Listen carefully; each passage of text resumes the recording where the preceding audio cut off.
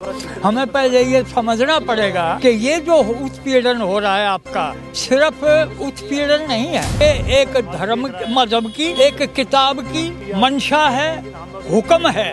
जब तक हम इसको हुक्म के तौर पे नहीं समझेंगे तब तक हम इसका समाधान भी नहीं कर सकेंगे।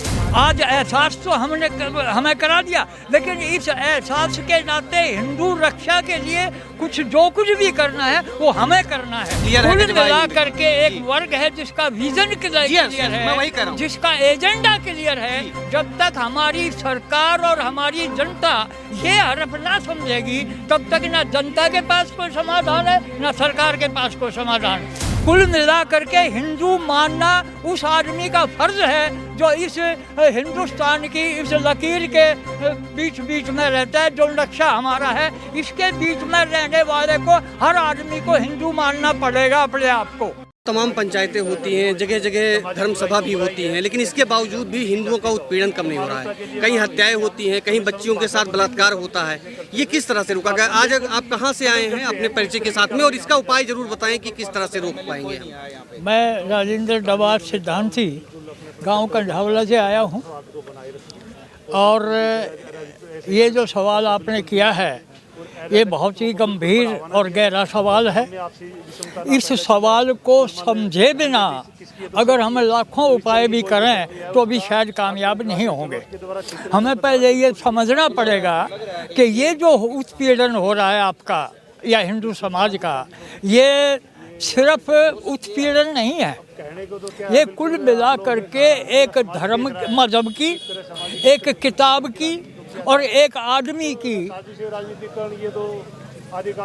मंशा है, हुक्म है। ये हुक्म से हो रहा है जो कुछ हो रहा है। जब तक हम इसको हुक्म के तौर पे नहीं समझेंगे तब तक हम इसका समाधान भी नहीं कर सकेंगे। आज हम जितनी भी बात करें कि ये इनके यहाँ ये होता है, इनके यहाँ ये होता है, उनकी कोई गलती नहीं है। उनका धर्म, उनका मजहब कहता है, उनकी किताब कहती है कि ऐसा करना है। उनके सामने एक एजेंडा है, हमारे सामने कोई एजेंडा नहीं है। उनके सामने एक एजेंडा है कि इस देश का सत्यानाश करना है, हमारे सामने ये भी एजेंडा नहीं है कि हमें इसको बचाना है। बड़े दुर्भाग्य की बात है कि हमारे सामने कोई एजेंडा ही नहीं है। एक बात। दूसरी बात ये कि हम जितने भी हैं उन 2014 से लेकर आज तक सरकार के भरोसे बैठे हैं।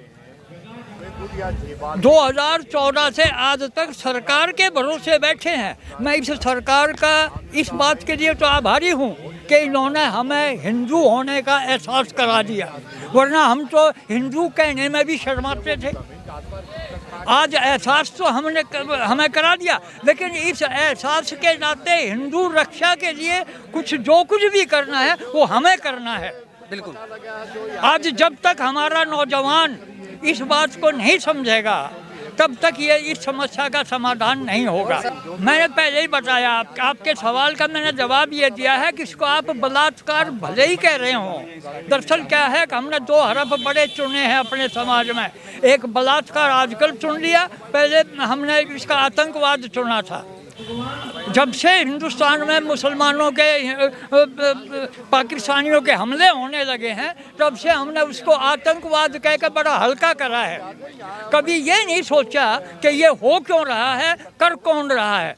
हमने आतंकवाद कह करके क्या आतंकवाद का उन्होंने जवाब दे दिया कि आतंकवाद कोई धर्म का मामला नहीं है। आतंकवाद के लिए कोई किसी उसको नहीं दोषी ठहराया जा सकता। आतंकवाद तो किसी व्यक्ति का एक वर्ग है जिसका विजन एकदम क्लियर है। कुल मिला करके एक वर्ग है जिसका विजन क्लियर है, जिसका एजेंडा क्लियर है। जब तक हमारी सरकार और हमारी जनता ये हरफ ना समझेगी तब तक ना जनता के पास कोई समाधान है ना सरकार के पास कोई समाधान।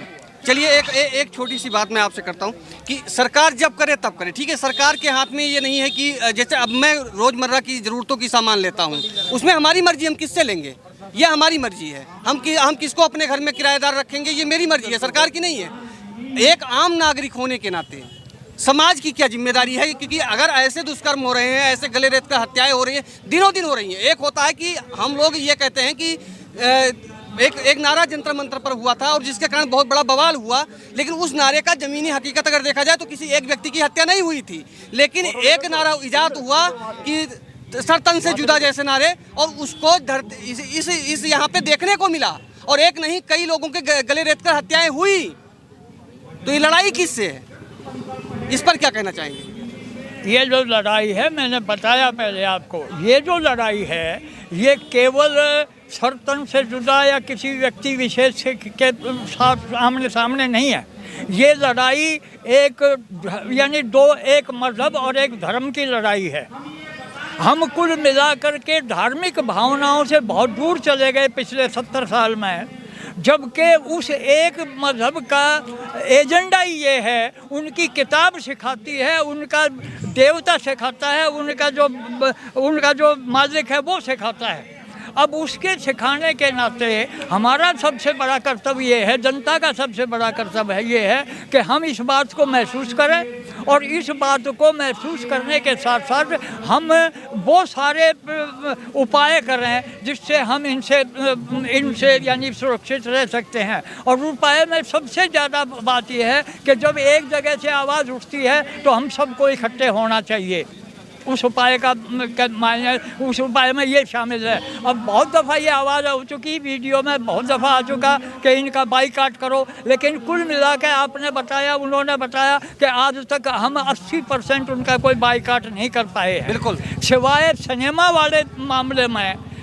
वाले मामलों में कुछ पिक्चरों का बाइकाट हुआ है, मैं उनका स्वागत करता हूँ, लेकिन एज ए होल सामाजिक तौर पे किराए पे रखने के लिए, दुकान बेचने के लिए, यहाँ प्लॉट बिक रहे बताए, उन प्लॉटों के मामले में, फलाने मामले में, ढिकले के मामले में हम पैसों के ऐसे लालच में आ जाते हैं कि आप मेरा प्लॉट 20,000 रुपये गज खरीदना चाहते हैं, एक वो आ जाता है वो 50,000 रुपये गज खरीद लेता है एकदम, और मैं उसको दे देता हूँ बिना ये सोचे समझे कि मैं किसको दे रहा हूँ।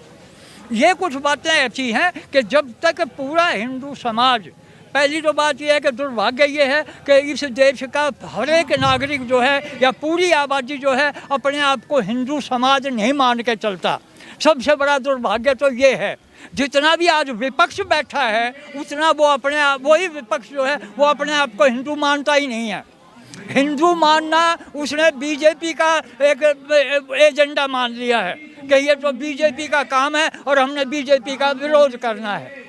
कुल मिला करके हिंदू मानना उस आदमी का फर्ज है जो इस हिंदुस्तान की इस लकीर के बीच में रहता है, जो नक्शा हमारा है इसके बीच में रहने वाले को, हर आदमी को हिंदू मानना पड़ेगा अपने आप को। और अगर मुसलमान हिंदू अपने आप को हिंदू नहीं मानता तो ना मानने, वो तो नहीं मानेगा, लेकिन कम से कम हिंदू तो हिंदू मानो अपने आप को। लेकिन ये जितनी घटनाएं हो रही हैं ये इस वजह से हो रही हैं कि हम अपने आप को हिंदू ही नहीं मान रहे हैं।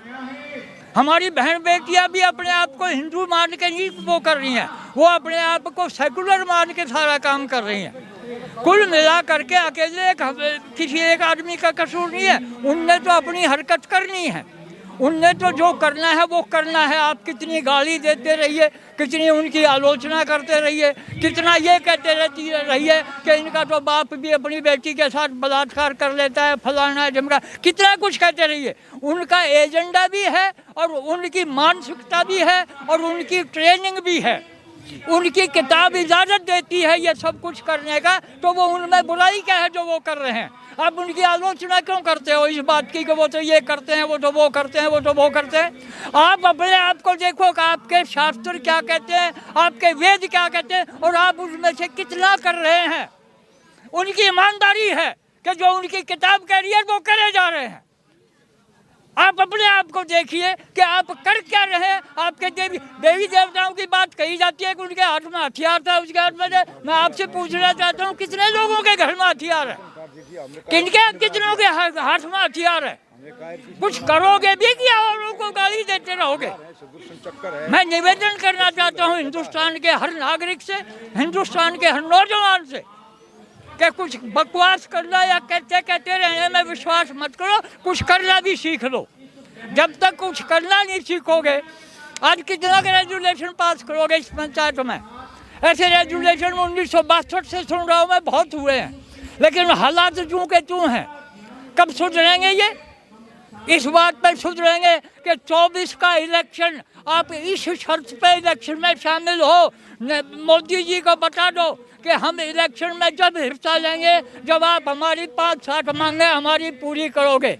एजेंडा जनता बताएगी। 24 का इलेक्शन मोदी जी या बीजेपी अपना एजेंडा ना बढ़ाए। जब तक जनता का एजेंडा लेकर नहीं चलेगी बीजेपी या सरकार, तब तक इन समस्याओं का समाधान नहीं हो सकेगा। जी धन्यवाद।